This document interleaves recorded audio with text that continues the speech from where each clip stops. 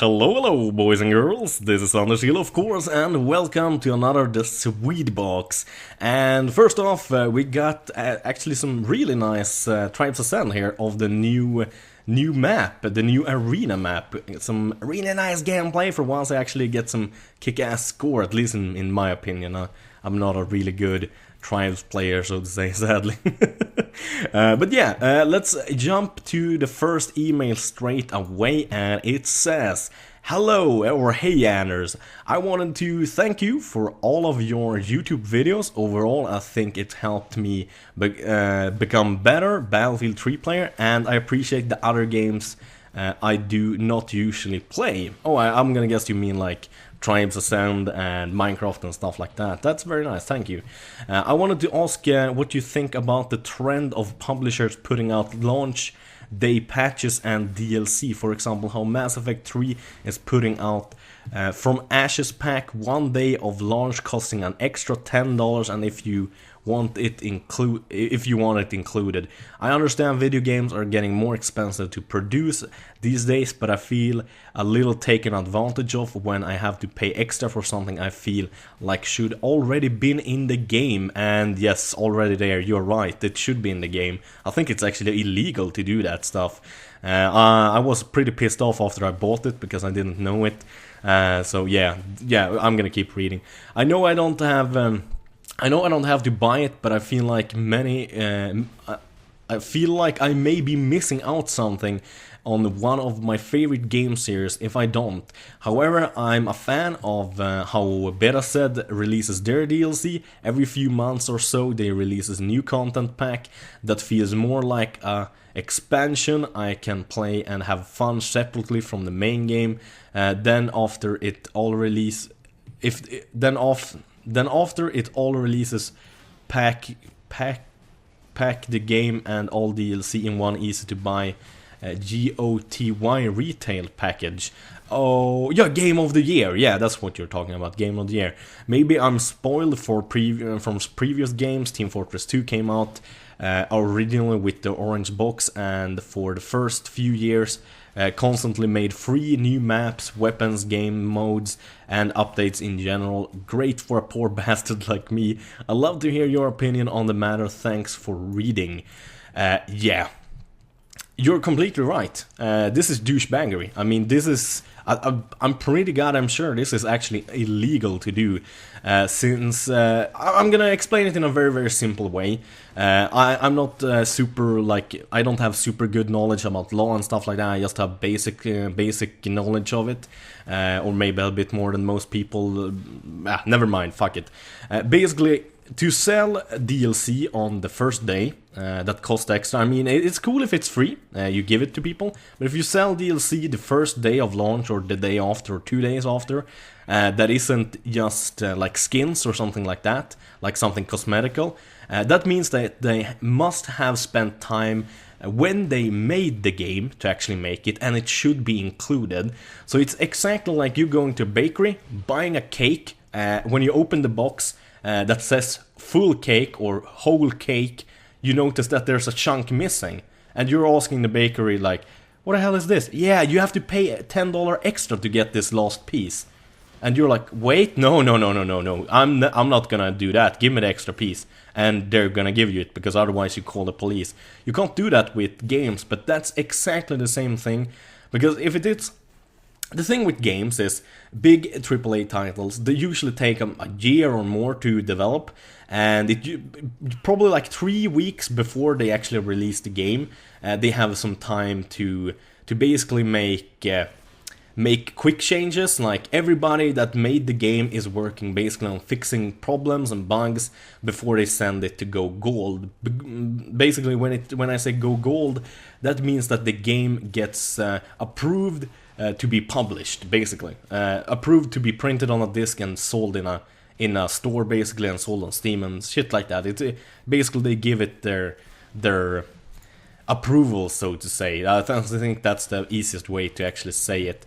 And the guys who usually don't have anything to do those weeks when the game is actually getting approved and stuff like that, or right before it gets approved, are the guys who make art.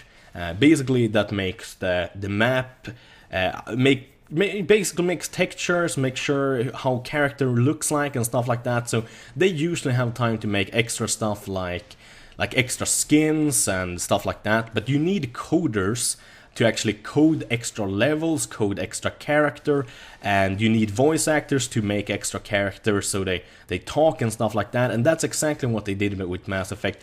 They made this DLC with the purpose of actually removing it from the game and selling it separately just to make more money, and that's bullshit. I mean, Beta said, oh, fuck, their games are always fucking broken. I love all their games. They make excellent fucking games, but they're always broken like shit. But they at least have the guts to actually behave like real people and not like thieves, and actually make sure the DLC is up to scruff. I mean, when you buy like DLC or aka expansion packs from them, it's like 10-20 hours of extra gameplay, sometimes more. And I mean, that shit is excellent. That's how it should be. And I mean, Team Fortress, we might have been a bit spoiled there. I mean, Valve is extremely nice to their customer most of the time. I mean, they're just so extremely well mannered, and they should be, since they only cater to PC.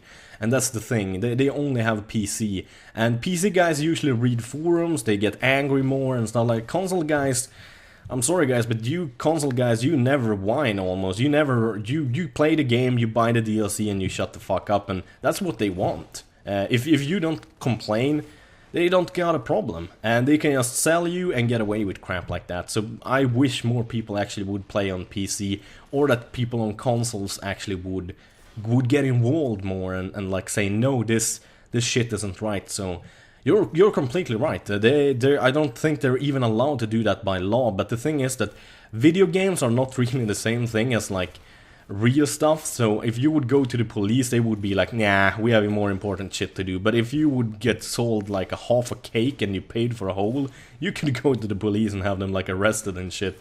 So I mean, it's pretty silly, but it works as an analogy, or what the hell you call it.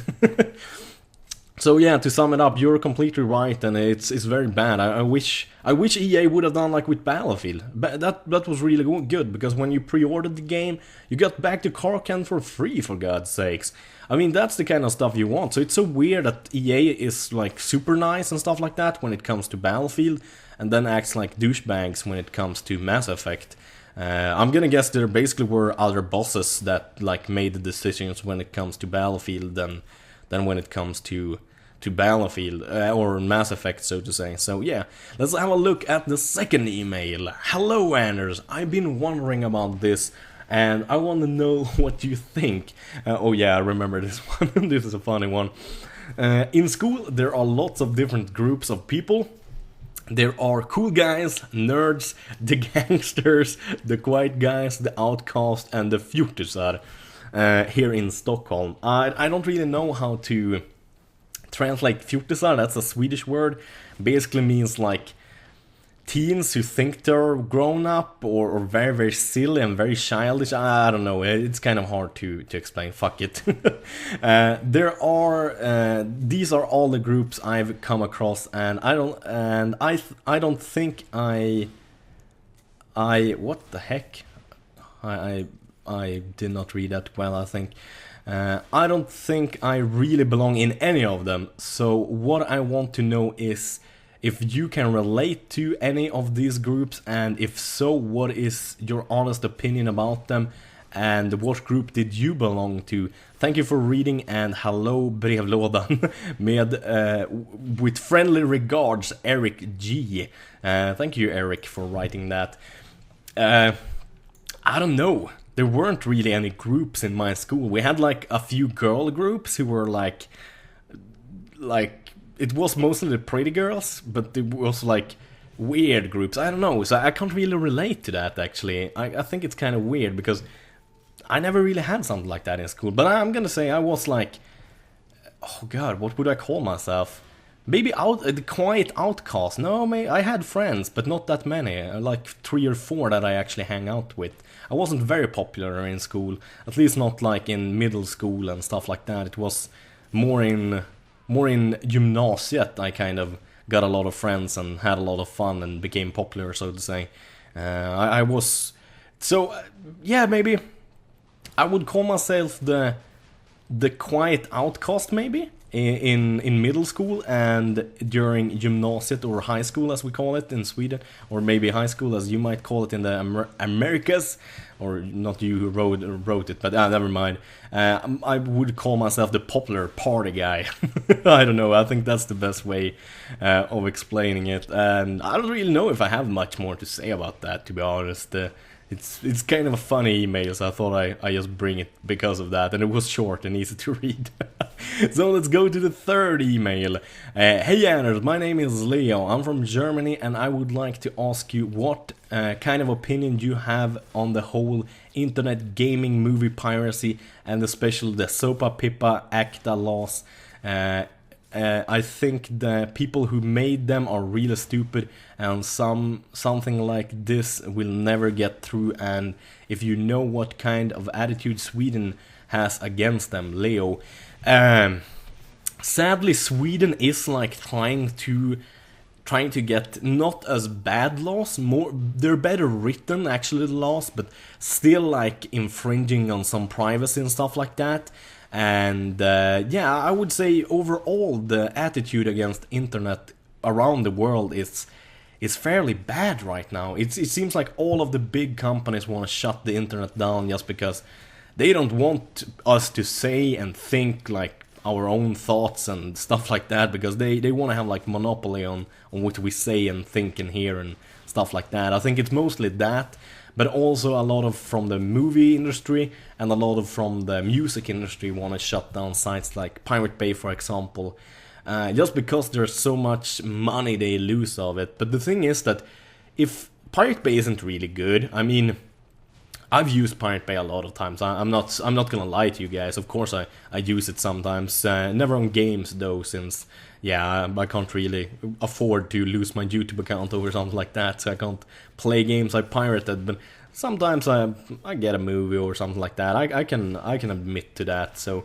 but the thing is that movie industry and especially music industry have made a big mistake when they don't conform, because this is something that happened with cassette tapes. This is something that happens with CD-ROMs. This is something that happened with MP3 players. They're trying to ban them, and it also almost happened with libraries. I mean, basically people, not the people usually that make the songs or make the book, is usually the publishers that try to shut you down or try to shut down these new ways of reading, watching, listening to basically everything, just to make sure to guard their way of making money. If they would been a bit smarter, maybe like Steam is doing right now, Steam is doing the right thing. Steam is gonna keep going for years to come. I mean, I would be surprised if Steam isn't around in 20 years. I would be super surprised, because they're doing it the right way. They're selling tons of games, selling all the new games, but also selling a lot of old games that are cheap. You can easily download them quickly. I mean, with Swedish internet, most new games take about 1 or 2 hours to download. I mean, that's usually quicker than actually going to the store and buying the game. And since you're allowed to preload them too, I mean, yeah. So basically, I think it's extremely bad. That's all I can say, and all we can do to stop it is make our voices heard, sign petitions, tell our friends, tell our governments, tell the people we vote for that we don't want this kind of bullshit. We want an open and free internet where you can do what the fuck you want, basically. So I think that's gonna be it for today's the mailbox. So as usual, thank you guys for watching. Have a wonderful day. Bye bye.